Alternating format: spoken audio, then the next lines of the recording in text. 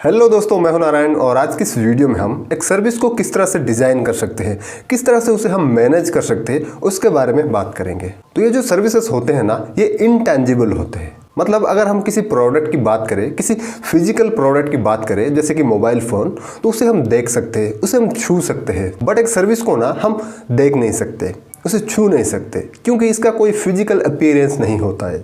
तो एक प्रोडक्ट को ना कोई भी बाय करने से पहले उसका क्वालिटी का अंदाज़ा लगा सकता है, उसे छू करके, उसे देख करके। बट सर्विसेज के केस में ऐसा नहीं हो पाता है। उसकी क्वालिटी का अंदाज़ा लगाने के लिए उसे बाय करना पड़ता है। और कई सर्विसेज में तो उसे बाय करने के बाद भी ना एक कस्टमर उसे अच्छे से इवेलुएट नहीं कर पाता है, उसकी जो क्वालिटी है उसे अच्छे से नहीं जान पाता है। तो इसी वजह से सर्विसेज की जो मार्केटिंग है उसे थोड़ा डिफरेंट तरीके से हमें करना होगा।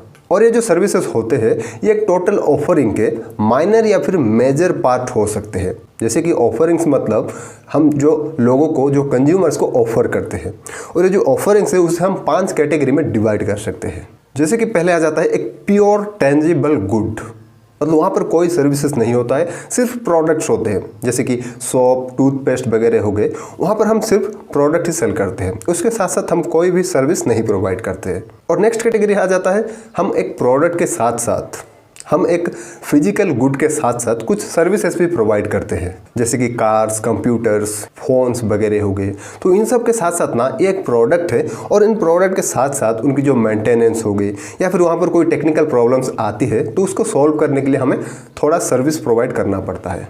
और नेक्स्ट कैटेगरी आ जाती है एक हाइब्रिड ऑफरिंग। हाइब्रिड ऑफरिंग मतलब यहाँ पर ना जो product and services equal amount में होते हैं, जैसे कि रेस्टोरेंट्स वगैरह हो गए। वहाँ पर क्या होता है, वहाँ पर प्रोडक्ट तो होता ही है, जो खाना होता है वो प्रोडक्ट होता है, बट उसके साथ साथ वहाँ पर कैसे सर्विस प्रोवाइड किया जाता है, वो किस तरह से आपको सर्व करते हैं, किस तरह से आपको ट्रीट करते हैं, वो भी डिपेंड करता है। तो ये भी ना एक ऑफरिंग की कैटेगरी है। एंड नेक्स्ट कैटेगरी आता है जहाँ पर कि हम सर्विसेज के साथ साथ थोड़ा प्रोडक्ट हम प्रोवाइड करते हैं, जैसे कि एरोप्लेन सर्विस में क्या होता है, ये एक सर्विस कंपनी है, ये आपको एक जगह से दूसरे जगह ले जाने की सर्विस प्रोवाइड करता है। बट यहाँ पर ना प्रोडक्ट्स भी इन्वॉल्व है, जैसे कि वहाँ पर आपको स्नैक्स वगैरह दिया जाता है, वहाँ पर आपको ड्रिंक्स वगैरह दिए जाते हैं। तो वहाँ पर सर्विसेज के साथ साथ थोड़ी जो प्रोडक्ट्स है वो ऐड है। एंड नेक्स्ट कैटेगरी आता है एक प्योर सर्विस कैटेगरी, मतलब यहाँ पर कोई प्रोडक्ट इन्वॉल्व नहीं है, हम लोगों को सिर्फ सर्विस प्रोवाइड करते हैं। जैसे कि मसाज हो गया, वहाँ पर हम लोगों को कोई प्रोडक्ट नहीं दे रहे, वहाँ पर हम सिर्फ उन्हें सर्विस प्रोवाइड कर रहे हैं। तो ये हो जाते हैं हमारे ऑफरिंग्स के 5 कैटेगरीज। और यहाँ पर आप देख सकते हो कहीं पर सर्विसेज की जो यूज है वो बहुत कम है, तो कहीं पर बहुत ज़्यादा है। तो इस चीज़ को समझते हुए हमें हमारे जो मार्केटिंग प्रोग्राम्स है वो क्रिएट करना होगा। और कई सर्विसेज तो होते हैं जो कि इक्विपमेंट बेस होते हैं, मतलब वहाँ पर ना इक्विपमेंट के सहारे हम लोगों को सर्विस प्रोवाइड करते हैं, जैसे कि ऑटोमेटेड कार वॉशर्स हो गए, वहाँ पर जो इक्विपमेंट्स है वो कार वॉश करते हैं। और कई सर्विसेज होते हैं जहाँ पर कि पीपल की रिक्वायरमेंट होती है, और जिन सर्विसेज में लोगों की रिक्वायरमेंट होती है ना, वहाँ पर जो हमारे कस्टमर्स होते हैं वो लोगों को ना उनकी जो स्किल के बेस पर जज करती है, क्या वो काम को अच्छे तरह से जानते हैं, या फिर वो अनस्किल्ड है, या फिर वो किसी काम में प्रोफेशनल्स है। तो इन सब चीज़ों को देख करके ना हम जो कस्टमर्स है वो जज करते हैं। और कई सर्विसेज पर जो क्लाइंट्स है उसका प्रेजेंट रहना बहुत ज़रूरी हो जाता है। जैसे कि अगर हम कोई सर्जरी वगैरह करते हैं तो वहाँ पर ना अपने जो क्लाइंट है उसका रहना बहुत ज़रूरी है, नहीं तो किसका सर्जरी करेंगे। हेयर कट्स वगैरह, वहाँ पर हमारा जो क्लाइंट है उसका रहना बहुत ही ज़रूरी है। और कई तरह के सर्विसेज पर क्लाइंट की जो मौजूदगी है वो ज़रूरी नहीं होता है, जैसे कि कार रिपेयर करने में, वहाँ पर अगर क्लाइंट रहे या फिर ना रहे वहाँ पर उसका कोई फ़र्क नहीं पड़ता है। तो इन सब चीज़ों को ध्यान में रखते हुए ना हम हमारे जो मार्केटिंग प्रोग्राम्स है वो क्रिएट करेंगे। अगर हमारे जो सर्विसेज है वहाँ पर क्लाइंट की प्रेजेंस इंपॉर्टेंट है, तो वहाँ पर हम क्या कर सकते हैं, हमारा जो प्लेस है उसको हम अच्छे से डेकोरेट कर सकते हैं। हम हमारे जो क्लाइंट है उनके साथ थोड़ा सा इंटरेक्शन कर सकते हैं, जिससे कि उन्हें अच्छा लगेगा। तो इस तरह से हम हमारे जो मार्केटिंग प्रोग्राम्स है वो क्रिएट करेंगे। और सर्विसेज के ना कई तरह की डिफरेंट कैरेक्टरिस्टिक्स होते हैं, जिसको कि हमें ध्यान में रखना होगा हमारे जो मार्केटिंग प्रोग्राम्स है उसे क्रिएट करते वक्त। जैसे कि वो इनटैंजिबल होते हैं, इनसेपरेबल होते हैं, वेरिएबल होते हैं और पेरिसेबल होते हैं। चिंता मत कीजिए, इसे हम डिटेल में देखेंगे। इनटैंजिबल मतलब हम एक सर्विस को ना देख नहीं सकते या फिर उसे छू नहीं सकते, तो कस्टमर्स उन्हें ना बाय करने से पहले उनकी जो क्वालिटी के बारे में नहीं जान पाते। तो हमें क्या करना होगा, हमें जो ये इनटैंजिबिलिटी है उसको कैसे हम टैंजिबल कर सकते हैं उसके बारे में हमें सोचना होगा। मतलब अगर हम हमारे सर्विसेज की कुछ पोजीशनिंग कर रहे हैं तो उसकी कुछ एविडेंस हमें क्रिएट करना होगा। मतलब लोगों को लगे कि ये इस तरह के जो सर्विसेज है वो प्रोवाइड करते हैं, ये इस क्वालिटी की सर्विस प्रोवाइड करते हैं। जैसे कि अगर कोई सुपरमार्केट है और वो अपने आप को ना स्पीड सुपरमार्केट में रूप में लोगों के माइंड में पोजीशनिंग करना चाहता है, तो वो क्या कर सकती है, वो अपनी प्लेस को इस तरह से डिजाइन कर सकती है। वो अपने प्लेस में बहुत सारे जो चेकआउट्स पॉइंट्स है वो बना सकती है, जिससे कि लोगों को ना लाइन में बहुत ज़्यादा इंतजार करना ना पड़े और वो इजीली चेकआउट कर सके। वो सफिशिएंट नंबर ऑफ एम्प्लॉयज़ को हायर कर सकती है, जिससे कि फटाफट काम हो जाए। वहाँ पर हम पेमेंट्स की डिफरेंट ऑप्शंस रख सकते हैं, जैसे कि स्कैनर वगैरह हो गया या फिर जो क्रेडिट कार्ड रीडर्स वगैरह हो गया, ये सब हम रख सकते हैं ईजिली, जो फटाफट पेमेंट कर सके। हमें हमारे जो कम्युनिकेशन मटेरियल्स है, जैसे कि हमारे जो होर्डिंग्स वगैरह हो गए या फिर जो भी हम पिक्चर्स, जो भी टेक्स्ट हम यूज कर रहे हैं, उसको हमें इस तरह से डिज़ाइन करना होगा जो कि स्पीड को रिप्रेजेंट करता हो। हम हमारे जो कंपनी के नाम है, जो लोगो है, उसको भी हम इस तरह से डिज़ाइन कर सकते हैं जो कि स्पीड को रिप्रेजेंट करता हो, जैसे कि स्पीडी शॉप या फिर स्पीडी सुपरमार्केट। इसको कोई अगर सुनता है तो उसके माइंड में क्या जाएगा, ये बहुत तेज़ी से काम करते हैं। मतलब यहाँ अगर हम जाए तो हमारा जो टाइम है वो सेव हो सकता है। या फिर हम हमारा जो प्राइसिंग है उसे इस तरह से एडवर्टाइजमेंट कर सकते हैं। अगर आपको 5 मिनट से ज़्यादा लाइन में रहना पड़ रहा है तो आपको 10% ऑफर मिल सकता है। तो इस तरह से हम ना जो इनटेंजिबल चीज़ें हैं उसको टेंजिबल करने की कोशिश करेंगे, जिससे कि हमारे कंज्यूमर्स को कुछ एविडेंस मिले और उन्हें पहले से ही हमारे सर्विसेज के बारे में, सर्विसेज की क्वालिटी के बारे में अंदाज़ा हो जाए। एंड नेक्स्ट कैरेक्टरिस्टिक है इनसेपरेबिलिटी।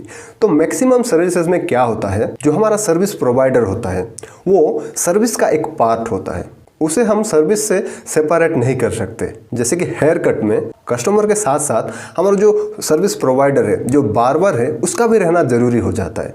उसको हम उस सर्विस से अलग नहीं कर सकते। तो इसी वजह से क्या होता है, एक जो सर्विस प्रोवाइडर होता है उसको ना बहुत लिमिटेड टाइम में अपना जो काम है वो करना होता है। मतलब अगर हम प्रोडक्ट से कंपेयर करें, अगर हम किसी प्रोडक्ट को बना देते हैं और उसे इन्वेंट्री करके उसे डिस्ट्रीब्यूट कर देते हैं, तो अगर हम रात को सोए भी होंगे ना तब भी उसका जो सेलिंग है वो चलता रहेगा, लोग उसे खरीदते रहेंगे। बट एक जो सर्विस है ना उसको हम पहले से बना नहीं सकते। जब एक क्लाइंट आएगा या फिर जो सर्विस प्रोवाइडर होगा वो जब मौजूद होंगे तभी एक सर्विस प्रोवाइड किया जा सकता है। इस तरह के सर्विसेज में ना लोग सर्विस प्रोवाइडर की जो रेपुटेशन है ना उसे देखते हैं। अगर एक सर्विस प्रोवाइडर की रेपुटेशन अच्छा है, उसकी जो ब्रांडिंग है वो अच्छा है, तो वो हाई प्राइस भी चार्ज कर सकता है। तो सर्विसेज की इस कैरेक्टरिस्टिक्स को हमें समझते हुए हमें डिफरेंट वेज फाइंड आउट करना होगा हमारा जो प्रोडक्टिविटी है उसे इंक्रीज करने का। मतलब हम कैसे कम टाइम में ज़्यादा क्लाइंट को सर्व कर सकते हैं, उसका हमें वे फाइंड आउट करना होगा। हम क्या कर सकते हैं, हम चाहे तो और ज़्यादा लोगों को अच्छे से ट्रेन करके सर्विस प्रोवाइड करने के लिए हम हमारे कंपनी में रख सकते हैं। या फिर हम क्या कर सकते हैं, हम हमारा जो इफिशिएंसी है उसे इंक्रीज कर सकते हैं। मतलब हम कम टाइम में कैसे ज़्यादा कस्टमर्स को देख सकते हैं, कैसे ज़्यादा कस्टमर को सर्व कर सकते हैं, ये हम फाइंड आउट कर सकते हैं। जैसे कि पहले अगर हमें कोई कस्टमर को सर्व करने के लिए 30 मिनट लगता था, तो अब हम क्या कर सकते हैं 25 मिनट्स या फिर 20 मिनट्स में उस काम को कैसे करें, उसका हमें वे फाइंड आउट करना होगा। और नेक्स्ट कैरेक्टरिस्टिक है वेरिएबिलिटी। अभी आपने देखा कि एक सर्विस कंपनी में ना बहुत सारे सर्विस प्रोवाइडर्स होते हैं। मतलब एक बार्बर शॉप में अगर 3 बार्बर्स है तो वहाँ पर ना हमें जो सर्विस की जो क्वालिटी है उसकी डिफ्रेंसिएशन आ सकती है। मतलब वो जो 3 बार्बर है उनकी क्वालिटी डिफरेंट हो सकती है। हो सकता है पहला जो बार्बर है वो अपना काम बहुत अच्छा से करता है और अच्छी सर्विस क्वालिटी प्रोवाइड करता है, और जो दूसरा बार्बर है वो ठीक ठाक कर लेता है, बट जो तीसरा बार्बर है उसे काम आता ही ना हो। तो इसे कहते हैं सर्विस क्वालिटी की वेरिएबिलिटी। तो इस चीज़ को हमें अच्छे से संभालना होगा। हम क्या कर सकते हैं, हम अच्छी एम्प्लॉयज़ को हायर करके उन्हें अच्छे से ट्रेन कर सकते हैं, या फिर हम उन्हें एक ब्लूप्रिंट दे सकते हैं कि यहाँ पर इस तरह से काम होना चाहिए, यहाँ पर इस तरह से काम होना चाहिए, जिससे कि हमारी जो सर्विस क्वालिटी है ना वहाँ पर कोई इम्पैक्ट ना पड़े। हर कोई सेम तरह की सर्विस प्रोवाइड करे, और अगर हर कोई डिफरेंट सर्विस क्वालिटी प्रोवाइड करेगा तो हमारे जो लोग हैं ना, जो कस्टमर्स है वो डिससेटिस्फाई होंगे। हमारा जो कंपनी का रेपुटेशन है, जो इमेज है वो खराब हो सकता है। तो इसलिए हमें हमारा जो सर्विस की जो क्वालिटी है वो सेम रखना चाहिए। मतलब हर कोई सेम सर्विस क्वालिटी प्रोवाइड कर रहा होगा। और नेक्स्ट कैरेक्टरिस्टिक है पेरिसिबिलिटी। पेरिसिबिलिटी मतलब हम सर्विसेज को ना स्टोर करके नहीं रख सकते। एक प्रोडक्ट को तो हम बना लेते हैं और उसे इन्वेंट्री करके डिस्ट्रीब्यूट कर देते हैं, मतलब हम उसे पहले से बना करके रखते हैं। बट एक जो सर्विस होता है उसे हम पहले से बना नहीं सकते। जब कोई आएगा तो उसे हम सर्विस प्रोवाइड करते हैं। तो अगर हमारे सर्विस की जो डिमांड है वो कभी अचानक से इंक्रीज हो जाते हैं तो वहाँ पर हमें प्रॉब्लम आ सकती है। तो उस चीज़ को हमें अच्छे से हैंडल करना होगा।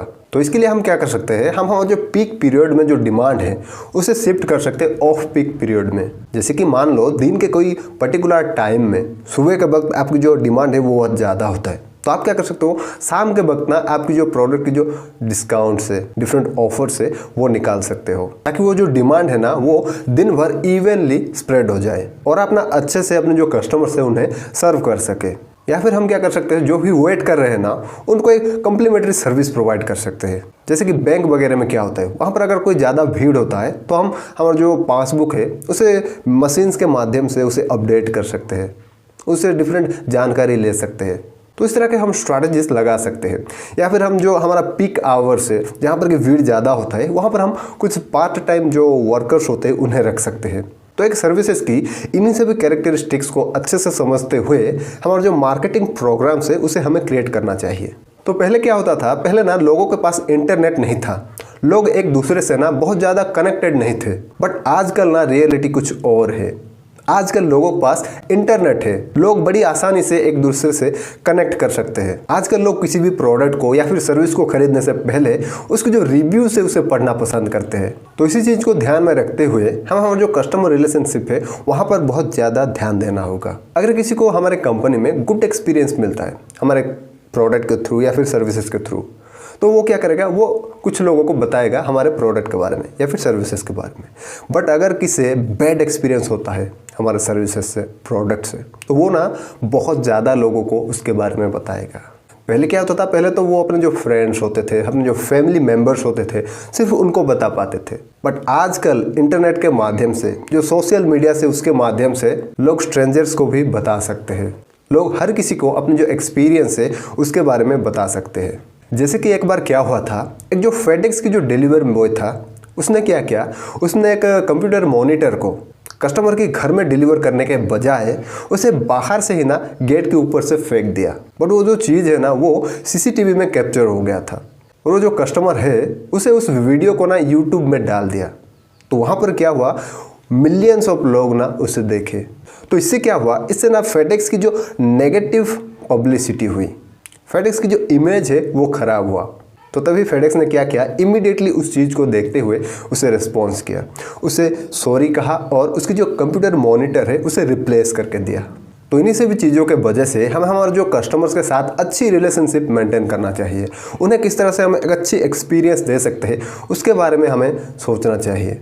और अगर उन्हें हमारे प्रोडक्ट से कोई प्रॉब्लम होती है, कोई डिससेटिस्फाई होता है, तो वो किस तरह से इजीली हमारे पास पहुंच सकते हैं, उनकी जो कंप्लेन है वो इजीली हमारे पास आ सकता है, उसका बंदोबस्त हमें करना होगा। हम हमारे वेबसाइट में कंप्लेन के लिए एक डिफरेंट सेगमेंट बना सकते हैं जिससे कि लोग इजीली कंप्लेन कर सके। बट ज़्यादातर लोग ना जो डिससेटिस्फाई भी होते हैं वो कंप्लेन नहीं करते। तो हमारे कस्टमर्स कितने सेटिस्फाइड है, कितने डिससेटिस्फाइड है, उसे जानने के लिए हमें क्या करना होगा, हमें डिफरेंट जो सोशल मीडिया से, जो ब्लॉग पोस्ट से, उन सबको रेगुलरली मॉनिटर करते रहना होगा। उसके लिए बहुत सारे सॉफ्टवेयर्स आते हैं जिससे कि हम जो फेसबुक है, जो यूट्यूब है या फिर इंटरनेट में जहाँ पर भी जो कुछ हो रहा है, जो कोई हमारे कंपनी के बारे में बोल रहा है, उसे हम ट्रैक कर सकते हैं। और जो कंपनी ना लोगों की जो प्रॉब्लम्स है, जो क्वेरीज है, उसे ईजिली एंड फास्टली सॉल्व कर पाता है, वो लोगों को ज़्यादा लॉयल करके रख पाता है। और आजकल लोग ना को प्रोडक्शन में ज़्यादा इन्वॉल्व रहना चाहते हैं। मतलब अगर कोई कंपनी कोई प्रोडक्ट बना रहा है, कोई सर्विस बना रही है, तो वो जो डेवलपमेंट प्रोसेस है वहाँ पर वो इन्वॉल्व होना चाहते हैं। मतलब वो खुद उस प्रोडक्ट को डिज़ाइन करना चाहते हैं या फिर उस सर्विस को डिज़ाइन करना चाहते हैं। तो इस चीज़ को भी ध्यान में रखते हुए हमें और जो मार्केटिंग प्रोग्राम्स है वो क्रिएट करना होगा। हमें लोगों को ऑप्शंस देना होगा हमारे सर्विस को डिज़ाइन करने में, हमारे जो प्रोडक्ट्स है उसे डिज़ाइन करने में। और जो कंपनी अपने कस्टमर्स को अपने जो प्रोडक्ट डेवलपमेंट में या फिर सर्विस डेवलपमेंट में इन्वॉल्व करते हैं, कस्टमर्स उन्हें ज़्यादा वैल्यूएबल मानते हैं, कस्टमर्स उनके साथ ज़्यादा कनेक्टेड फील करते हैं। तो हमें इस तरह की जो प्रोग्राम्स है उसे अप्लाई करना चाहिए। और हमें ना हमारे कस्टमर्स के साथ साथ हमारे जो एम्प्लॉयज़ है उनके ऊपर भी ध्यान देना होगा, उनके सेटिस्फेक्शन के ऊपर भी ध्यान देना होगा। मतलब अगर कोई एम्प्लॉई अपनी जो जॉब है उससे सेटिस्फाई नहीं होगा, तो वो किस तरह से हमारे जो कस्टमर्स है उन्हें अच्छी सर्विस प्रोवाइड कर पाएगा, किस तरह से वो उनकी जो नीड है उसको पहचान पाएगा, किस तरह से उनके साथ वो एक अच्छी रिलेशनशिप बना पाएगा। तो इसीलिए हमें हमारे जो कस्टमर्स के साथ साथ हमारे जो एम्प्लॉयज़ है उसका भी ध्यान रखना होगा। हम उन्हें सेटिस्फाई करने के लिए डिफरेंट स्ट्रैटेजी को अपना सकते हैं। हम उनकी जो ट्रेनिंग प्रोग्राम है वो बहुत हाई क्वालिटी का रख सकते हैं। जो अच्छा परफॉर्म कर रहा है उसे हम क्या कर सकते हैं, रिवॉर्ड दे सकते हैं। और हम और कई तरह के वेज फाइंड आउट कर सकते हैं हमारे जो एम्प्लॉयज़ है उन्हें सेटिस्फाई करने के लिए। नेक्स्ट हम देखते हैं कि किस तरह से हम सर्विस मार्केटिंग में एक्सीलेंस को हासिल कर सकते हैं। तो सर्विस मार्केटिंग में एक्सीलेंस को हासिल करने के लिए हमें ना external marketing, internal marketing, interactive marketing पर ध्यान देना होगा। एक्सटर्नल मार्केटिंग मतलब हम किस तरह से हमारे सर्विसेज को डेवलप करते हैं, उसे प्राइसिंग करते हैं, उसे प्रमोट करते हैं और हमारे कस्टमर्स के पास डिलीवर करते हैं। एंड इंटरनल मार्केटिंग मतलब हम हमारे जो एम्प्लॉयज़ है उन्हें किस तरह से ट्रेन कर रहे हैं, किस तरह से उसे हम मोटिवेट कर रहे हैं ताकि वो ना हमारे जो कस्टमर्स है उन्हें अच्छी सर्विस प्रोवाइड कर सके। एंड नेक्स्ट आता है इंटरएक्टिव मार्केटिंग। इंटरएक्टिव मार्केटिंग मतलब हमारे एम्प्लॉयज़ की स्किल क्या है कस्टमर्स को सर्व करने का, वो कितने अच्छे से हमारे कस्टमर्स को सर्व कर सकते हैं। मतलब अगर किसी ने कोई सर्जरी करवाई है तो वो सिर्फ उसकी जो टेक्निकल क्वालिटी है उसी पर जज नहीं करेगा। मतलब वो सिर्फ ये नहीं देखेगा कि उसकी जो सर्जरी है वो सक्सेसफुल है या फिर नहीं, वो ये भी देखेगा उस सर्जन का बिहेवियर कैसा था, क्या वो केयरिंग था, क्या वो जो पेशेंट है उसको कॉन्फिडेंस दे रहा था कि नहीं सब ठीक हो जाएगा। तो इन सब चीज़ों से ना एक जो कस्टमर्स है वो सर्विसेज को जज करता है। तो हमें हमारा जो इंटरएक्टिव मार्केटिंग है उसे अच्छे से करना होगा, एम्प्लॉयज़ को ट्रेन करना होगा ताकि वो अच्छे से सर्व कर सके। एंड अगर हम सर्विस मार्केटिंग में एक्सीलेंस को हासिल करना चाहते हैं तो हमें प्रोडक्ट के तरह ही हमारे सर्विसेज को डिफ्रेंशिएट करना होगा। अगर हमारा जो सर्विस है वो हमारे जो कॉम्पिटिटर्स है उनके जैसा ही होगा तो लोग ज़्यादा केयर नहीं करेंगे, जिसका प्राइस कम होगा उसके पास चले जाएंगे। बट अगर हमारा जो सर्विसेज है वो डिफरेंट है औरों से तो हम सर्विस मार्केटिंग में एक्सीलेंस को हासिल कर सकते हैं। हमें क्या करना होगा, डिफरेंट इनोवेटिव वेज को अपना करके लोगों की जो एक्सपेक्टेशन है उसे पूरा करना होगा, या फिर उनकी जो एक्सपेक्टेशन है उससे ज़्यादा हमें वैल्यू प्रोवाइड करना होगा। उस तरह से हम हमारे जो सर्विसेज है उसे डिफ्रेंशिएट कर सकते हैं। आपने प्रीवियस वीडियो में देखा था कि किस तरह से हमने हमारे जो प्रोडक्ट्स है उसे डिफ्रेंशिएट किए थे, जो सर्विसेज है उसे डिफ्रेंशिएट किए थे। तो उन्हीं से भी स्ट्रैटेजी के माध्यम से आप अपनी जो सर्विसेज है उसे डिफ्रेंशिएट कर सकते हो। और अगर आपने उस वीडियो को नहीं देखा है तो लास्ट में आपको उस वीडियो का लिंक भी मिल जाएगा। इस वीडियो के बाद आप उस वीडियो को देख सकते हो। जो टॉप सर्विस कंपनीज होती है ना, वो अपनी जो टारगेट ऑडियंस है उसे अच्छे से जानती होती है, उनकी नीड्स क्या है उसके बारे में उसे अच्छे से पता होती है। वो ना हमेशा लोगों को कैसे अच्छी क्वालिटी की प्रोडक्ट दे, उनकी क्वेरी से उसे कैसे अच्छे से वो जल्दी से सॉल्व करें, उसके लिए कमिटेड रहते हैं। वो ना एक सर्विस में लोगों के लिए क्या इंपॉर्टेंट है उसे आइडेंटिफाई करते हैं और उस पर अच्छे से काम करते हैं, उस पर अपनी जो परफॉर्मेंस है उसे बढ़ा देते हैं, और जो चीज़ लोगों के लिए कम इंपॉर्टेंट है वहाँ पर कम ध्यान देते हैं। तो अगर हम भी इन सभी चीज़ों को हमारे सर्विस मार्केटिंग में अप्लाई कर सके तो हम भी सर्विस मार्केटिंग में एक्सीलेंस को हासिल कर सकते हैं। और नेक्स्ट हम देखते हैं कि किस तरह से हम हमारी जो सर्विस क्वालिटी है उससे मैनेज कर सकते हैं। मान लो आप एक सैलून में जाते हो और आप ना वहाँ पर आप अपनी हेयर के रिलेटेड कुछ क्वेश्चंस पूछते हो। वहाँ पर जो एम्प्लॉय होता है वो उसकी आंसर नहीं दे पाता है या फिर वो आंसर देना ही नहीं चाहता है। और जब आप वेट कर रहे हो, जब आप वेटिंग लाइन में हो तो जो एम्प्लॉय से बिना किसी वजह के एक दूसरे के पास घूम रहे हैं, मतलब वहाँ पर आपकी जो टाइम है वो फालतू में वेस्ट हो रहा है, तो क्या आप दोबारा उस सैलून में जाओगे? नहीं ना। तो इस तरह से हमें ना हमारी कंपनी की जो भी टच पॉइंट्स है, जहाँ पर भी हमारे जो कस्टमर से हमारे साथ इंटरैक्ट करते हैं, वहाँ पर हमें हमारे सर्विसेज की जो क्वालिटी है उसे बढ़ाना होगा। हमें क्या करना होगा, हमें जो नॉलेजेबल एम्प्लॉयज़ है उन्हें फ्रंट लाइन में रखना होगा। हमें हमारे जो एम्प्लॉयज़ है उन्हें इस तरह से ट्रेन करना होगा ताकि वो लोगों की जो भी क्वेरीज है उनको ईजिली सॉल्व कर सके, उनको वो नॉलेज प्रोवाइड कर सके। और कुछ ऐसे फैक्टर्स है जिसके वजह से कि हमारे जो कस्टमर्स है वो हमारे कॉम्पिटिटर के पास शिफ्ट हो जाते हैं। जैसे कि अगर उन्हें लगता है कि हमारा जो प्राइसिंग है वो बहुत ज़्यादा हाई है, या फिर उन्हें हमारा जो लोकेशन है उससे कोई प्रॉब्लम है, या फिर उन्हें बहुत ज़्यादा वेट करना पड़ रहा है सर्विसेज को कंज्यूम करने के लिए, या फिर हमारा जो सर्विस प्रोवाइडर है उन्होंने कुछ मिस्टेक कर दिया, मतलब सर्विस फेलियर हो गया, या जो सर्विस प्रोवाइडर है उसका जो बिहेवियर है वो ठीक नहीं था, या फिर हमारा कॉम्पिटिटर कोई बेटर सर्विस ले आया।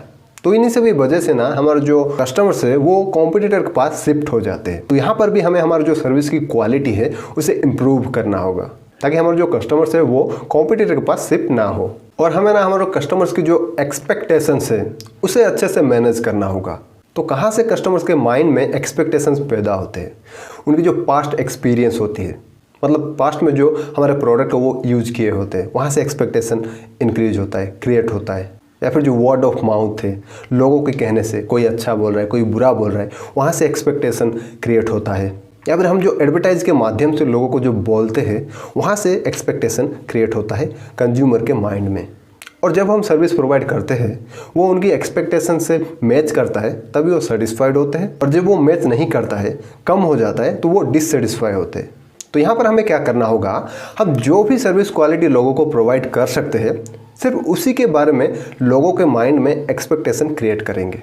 हम सिर्फ उसी के बारे में हमारे जो एडवर्टाइजमेंट में बताएंगे। नहीं तो अगर हम हमारे जो एडवर्टाइजमेंट में बहुत बढ़ा चढ़ा के बोल रहे हैं आपको ये मिल जाएगा वो मिल जाएगा, बट जब वो सर्विस हम प्रोवाइड करते हैं और उन्हें वो नहीं मिलता है तो वो बहुत ज़्यादा डिससेटिस्फाई होते हैं। और डिससेटिस्फाई कस्टमर मतलब बिजनेस फेलियर। तो पहले हमें क्या करना होगा, पहले हमें लोगों की जो एक्सपेक्टेशन है ना उसे अच्छे से समझना होगा कि लोग हमसे क्या एक्सपेक्ट कर रहे हैं। और वो जो एक्सपेक्टेशन है वो कहाँ से क्रिएट होगा, उनकी जो पर्सनल नीड है, लोग क्या कह रहे हैं हमारे प्रोडक्ट के बारे में, उनकी जो पास्ट एक्सपीरियंस है हमारे प्रोडक्ट के साथ, या फिर हम हमारा जो एडवर्टाइजमेंट वहाँ से क्या बोल रहे हैं। तो इन सभी से ना उनके माइंड में एक एक्सपेक्टेशन क्रिएट होगा। तो उसको पहले हमें अच्छे से समझना है और उसके हिसाब से हम हमारा जो सर्विसेज है उसे डेवलप करेंगे और उन्हें डिलीवर कर देंगे। तब जाके हम हमारे जो कस्टमर्स को सेटिस्फाई कर सकते हैं। और हम हमारे सर्विस की क्वालिटी को इम्प्रूव करने के लिए सेल्फ सर्विस टेक्नोलॉजीज का भी यूज़ कर सकते हैं। जैसे कि ATMs वगैरह होते हैं, हमें बैंक में जाना नहीं पड़ता है और हम खुद ही ATM को डाल करके पैसे निकाल सकते हैं। या फिर किसी होटल में जाते हैं तो वहाँ पर लगा होता है टेक्नोलॉजी, जहाँ पर कि कोई वेटर नहीं आता है, हम खुद ही उस टैबलेट से उस टेक्नोलॉजी से ऑर्डर कर सकते हैं। और हम जो हमारे मूवी के लिए या फिर ट्रेन के लिए, बस के लिए, एरोप्लेन के लिए जो टिकट्स बुकिंग कर पा रहे हैं, ये सभी आ जाता है सेल्फ सर्विस टेक्नोलॉजीज के अंदर, जिससे कि हमारा जो काम है ना वो बहुत एक्यूरेटली एंड फास्ट वे में हो जाता है और हमारा कॉस्ट भी सेव हो जाता है वहाँ पर। और उसके साथ साथ ना हमारे जो कस्टमर्स है वो ईजिली हमारे साथ कनेक्ट हो पाते हैं। और हमारे जो भी प्रोडक्ट बेस्ड कंपनीज होते हैं ना उन्हें भी सर्विस प्रोवाइड करना चाहिए। जैसे कि अगर उनके प्रोडक्ट में कोई टेक्निकल प्रॉब्लम आ जाती है तो वो कस्टमर केयर को कॉल कर सकते हैं, या फिर कोई मेंटेनेंस सर्विस, रिपेयर सर्विस हम ऑफर कर सकते हैं, या फिर हम हमारे प्रोडक्ट को ऑपरेट करने के लिए या फिर उन्हें इंस्टॉल करने के लिए उनकी जो स्टाफ है उन्हें ट्रेन कर सकते हैं। तो अगर हम हमारे जो प्रोडक्ट्स है उनके साथ साथ सर्विस भी प्रोवाइड करते हैं तो हमारा जो वैल्यू है ना वो बहुत ज़्यादा बढ़ जाता है। तो आज की इस वीडियो में इतना ही दोस्तों, और अगर आपको वीडियो अच्छी लगी तो वीडियो को लाइक करें एंड अपने दोस्तों के साथ शेयर करें। तो मिलते हैं अगले वीडियो में, और तब तक के लिए बड़ा सोचते रहिए और सही डायरेक्शन में काम करते रहिए। Thank you so much for watching.